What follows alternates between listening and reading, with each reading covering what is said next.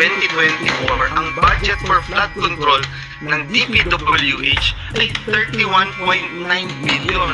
So 2023 and 2024, meron kang 61.42 billion. Guys, wala na talaga yung Pilipinas, sirang-sira na. Linaboy na ng mga buhaya. Yung mga matitinong tao, galit na galit na. Yung mga bangag sa kriminal na lang yung mga natutuwa. Sino ba representative ng Bicol? Ako. Sino may hawak ng budget? Ako. Sino dapat sisihin? Ako.